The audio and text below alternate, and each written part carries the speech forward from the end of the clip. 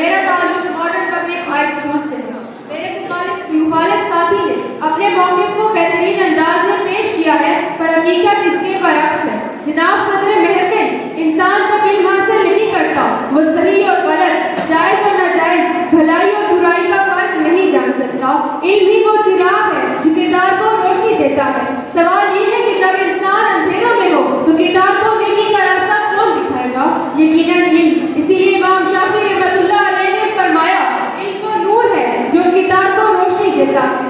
इल्म तरक्की का दरवाजा है। जनाबे वाला तारीख गवाह है कि दुनिया की मुहज़्ज़िब कौमें वो हैं जिन्होंने अपने लोगों को तालीम दी। जापान ने जंग के बाद किरदार की नहीं, तालीम की बुनियाद पर तरक्की की। जर्मनी ने दूसरी जंग अज़ीम के बाद साइंस और टेक्नोलॉजी को अपना हथियार बनाया।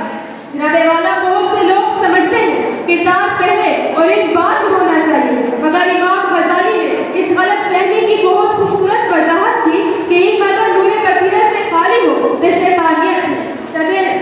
जनाब सदर, नियत अच्छी हो लेकिन इल्म ना हो तो फायदा कम और नुकसान ज़्यादा होता है।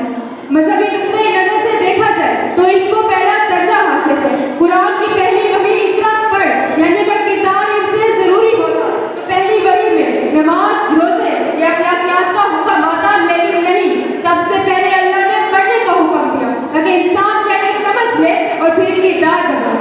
किरदार इंसान को शरीफ और नेक बनाता है, लेकिन इल्म उसे मौसर, मजबूत और आलमी सतह पर फायदेमंद साबित होता है।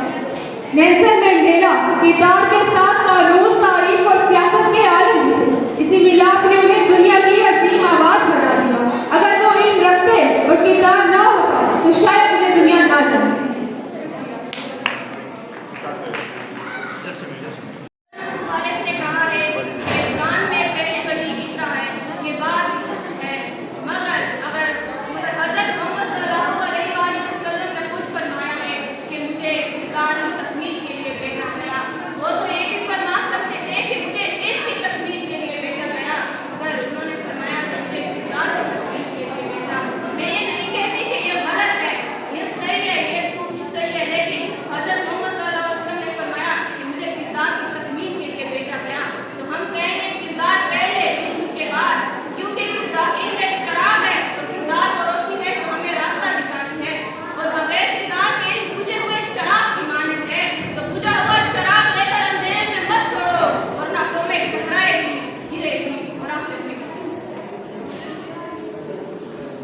मगर